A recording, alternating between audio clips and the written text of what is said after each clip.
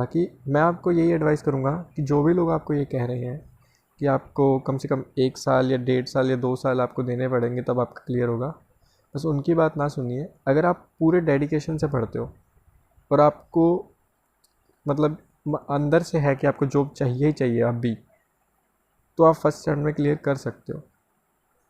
और आपने ये भी काफ़ी सुना होगा कि लोग मतलब आप गलतियां करके ही सीखते हो, लेकिन मेरा मानना ये है कि अगर आप दूसरों की गलतियों से सीखते हो तो वो ज़्यादा बेहतर है खुद की गलतियां करने से बढ़िया।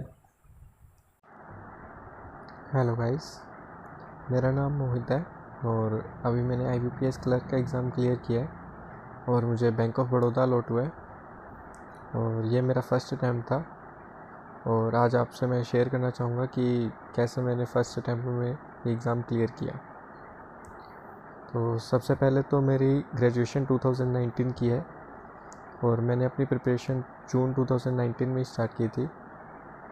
मैंने एक ऑफलाइन कोचिंग को ज्वाइन किया और वहाँ से मुझे बेसिक्स के बारे में पता चला कि क्या कौन कौन से सब्जेक्ट्स रहते हैं बेसिकली बैंकिंग में, और मैंने पढ़ना स्टार्ट किया। और RRB क्लर्क मेरा फर्स्ट एग्ज़ाम था, लेकिन मैं प्री भी नहीं क्लियर कर पाया। और जब मुझे कोचिंग अटेंड करते हुए लगभग 1.5-2 महीने ही हुए थे, तो सभी ने यही कहा कि अभी तो शुरुआत है, अभी अच्छा खासा टाइम लगेगा और आपके 1 साल में प्री निकलेंगे, उसके बाद अगले साल आपके मेंस निकलने स्टार्ट होंगे, फिर आपको जॉब मिलेगी। और मुझे भी लगा शायद ऐसा ही होता होगा, तो मैंने और अच्छे से पढ़ाई स्टार्ट की। और उसके बाद IBPS PO प्री मेरा पहला एग्ज़ाम था जिसका प्री मेरा क्लियर हुआ और उससे मुझे काफ़ी कॉन्फिडेंस मिला। PO प्री की कट ऑफ शायद 59 पॉइंट समथिंग थी और मेरे 69 पॉइंट कुछ थे, तो मुझे काफ़ी अच्छा लगा, बूस्ट मिला और मैंने मेंस के लिए अच्छे से तैयारी करनी स्टार्ट की। मुझे ज़्यादा नॉलेज नहीं थी कि मेंस में क्या रहता है, तो मैंने यूट्यूब से ही देखा, मेंस के पज़ल्स देखे कि काफ़ी टिपिकल रहते हैं, तो फिर मैंने ओलिवर बोर्ड, अड्डा, इन सब के मॉक्स परचेज़ किए और मैं मतलब पहले सबमिट करके फिर सॉल्व करता था, क्योंकि जब तक आपको कंसेप्ट्स क्लियर नहीं है उससे पहले आप मॉक लगाएंगे तो मतलब कोई फ़ायदा नहीं है। पहले आपको कंसेप्ट्स क्लियर होने चाहिए, उसके बाद आप स्पीड पे काम कर सकते हो। तो मैंने मतलब सबमिट करके सॉल्व करने स्टार्ट किए, उससे मेरे काफ़ी बेसिक्स क्लियर हुए, मतलब काफ़ी पज़ल्स वगैरह जो टिपिकल होते हैं वो बनने स्टार्ट हुए। उसके बाद मेरे को टाइम पे फोकस करना था कि अब मुझे कैसे स्पीडली करना है। उसके बाद मैंने मॉक स्टार्ट करे और इसी बीच GA सेक्शन आपका काफ़ी बड़ा रोल प्ले करता है टू बी ऑनेस्ट, क्योंकि मेरा क्वांट सेक्शन और रीजनिंग सेक्शन एवरेज ही था, कोई ज़्यादा अच्छा नहीं था, इंग्लिश भी ठीक ठाक ही थी। तो मैंने GA पे काफ़ी अच्छे से काम किया और मैंने अफेयर्स क्लाउड की पॉकेट PDF आती है मंथली एडिशन, उसको फॉलो किया और गौरव सर की वीडियोस मतलब वो तो थी, फिर उससे काफ़ी फिनिशिंग हो जाती थी। तो मतलब GA सेक्शन को स्ट्रॉन्ग करना बहुत ज़रूरी है। फिर IBPS PO मेंस दिया मैंने और वो भी क्लियर हो गया था, तो इंटरव्यू के लिए मुझे बुलाया। तो इंटरव्यू भी अच्छा हुआ था यार, मतलब लेकिन फाइनल लिस्ट में मैं नहीं कर पाया। जनरल की कट ऑफ 44.44 थी और मेरे 41.51 थे।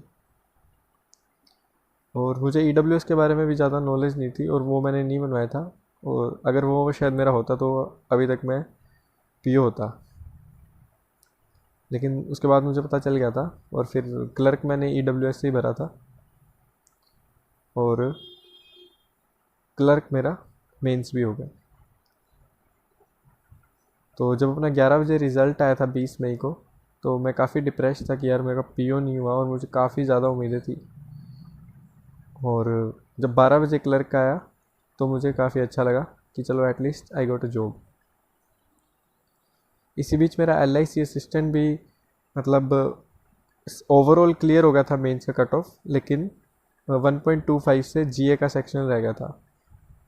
तो जब मेरा क्लियर नहीं हुआ था तब मुझे पता चला कि GA बहुत ज़्यादा डिटेल में पढ़ना बहुत ज़्यादा ज़रूरी है। और उसके बाद मैंने काफ़ी अच्छे से पढ़ा। और अफेयर्स क्लाउड का काफ़ी डिटेल में रहता है, थोड़ा टाइम लगता है, लेकिन अगर आप उसे पढ़ लेते हो तो आपका लगभग सब कुछ कवर हो जाता है। और गौरव सर की वीडियोस आपको याद रखने में काफ़ी मदद कर सकती है। और इसी बीच मेरा RBI असिस्टेंट प्री भी क्लियर हुआ और अभी मेरा RBI मेंस है, तो मैं उसके लिए प्रिपरेशन कर रहा हूँ।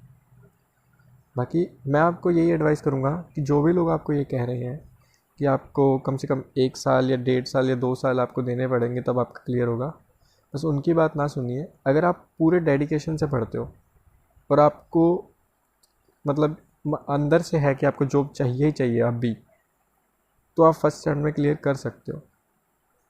और आपने ये भी काफ़ी सुना होगा कि लोग मतलब आप गलतियाँ करके ही सीखते हो, लेकिन मेरा मानना ये है कि अगर आप दूसरों की गलतियों से सीखते हो तो वो ज़्यादा बेहतर है खुद की गलतियाँ करने से बढ़िया। तो मैंने देखा कि दूसरे क्या गलती कर रहे हैं और मैंने उसी पे काम किया। काफ़ी लोग GA सेक्शन को लाइटली लेते हैं, तो मैंने GA पे अच्छे से काम किया और मेरा फर्स्ट रैंक में क्लियर हो गया। तो गाइस मैं यही आपको कहूँगा कि ऐसा कुछ भी नहीं है कि आपको इतना टाइम चाहिए, अच्छे से पढ़ो, फर्स्ट टाइम में क्लियर हो सकता है, कोई बिग डील नहीं है।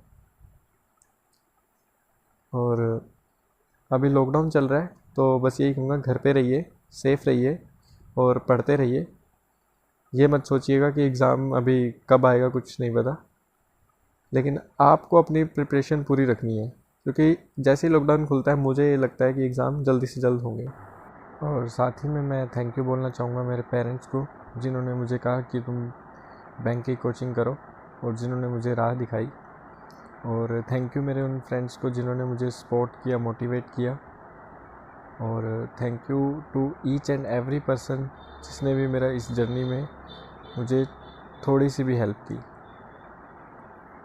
और थैंक यू प्रवेश भाई का, जिन्होंने मुझे आपके सामने ये अपनी बात रखने का मौका दिया।